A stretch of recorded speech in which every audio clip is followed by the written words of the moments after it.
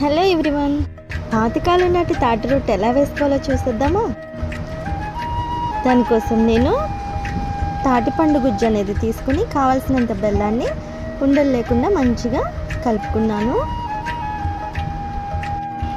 తరువాత బియ్యం రవ్వని మంచిగా ఉండలు లేకుండా బాగా కలుపుకోవాలి. ఇలా కలుపుకున్న మిశ్రమాన్ని 5 నుంచి 10 నిమిషాల వరకు మ్యారినేట్ చేసి పెట్టుకొని స్టవ్ వెలిగించుకొని దాని మీద బాండీ పెట్టి ఆయిల్ వేసుకొని హీట్ అయిన తర్వాత మనం కలిపి పెట్టుకున్న మిశ్రమాన్ని దీనిపైన మంచిగా స్ప్రెడ్ చేసుకున్నాను. హాఫ్ అన్ అవర్ పాటు అటు ఇటు బాగా కుక్ చేసుకోవాలి. చూసారు కదా ఎంత బాగా కుక్ అవుతుందో. అంతే, రెడీ అయిపోయింది. యమ్మీ యమ్మీ అండ్ టేస్టీ తాటి రొట్టె అనేది రెడీ అయిపోయింది. మీరు కూడా తప్పకుండా ట్రై చేయండి. సబ్స్క్రైబ్.